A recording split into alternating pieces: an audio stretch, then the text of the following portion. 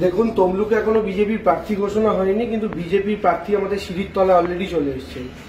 এখন দুঃখের বিষয় হচ্ছে, অভিজিৎ গঙ্গোপাধ্যায় বলেছিলেন তিনি চন্দ্রগোড়া সাপ। এখন একটা সাপ অলরেডি, আমরা যে বাড়িটা ভাড়া নিয়েছি তমলুকে, আমরা যেখানে এসে থাকছি সেখানে অলরেডি আমরা সকালবেলা উঠে সিঁড়ির তলায় দেখি বিজেপির প্রার্থী এসে উপস্থিত।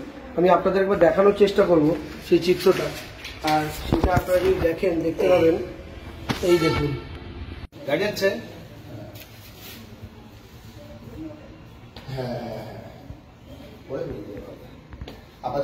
আপাতত বাড়িতে শান্তি হয়েছে।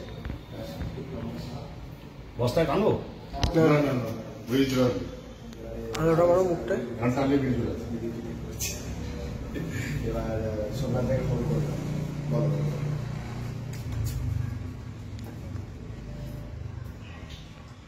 বডিটা দেখো। আছে তুমি কোথায়? তো এখন সেই জায়গা থেকে দাঁড়িয়ে বিজেপির প্রার্থী তালিকা ঘোষণা হয়নি, কিন্তু আমরা আগেই জেনে গেছিলাম বিজেপির প্রার্থী কে হবে। আজকের দিনে প্রার্থী স্বয়ং তার প্রতিদ্বন্দ্বীর সাথে দেখা করতে চলে এসেছেন।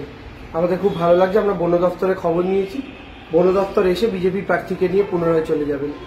গাড়ি যাচ্ছে।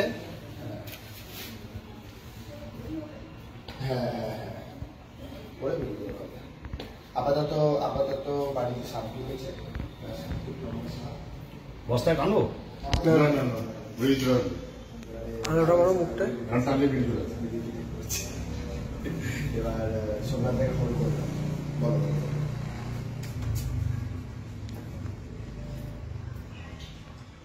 বডিটা দেখো।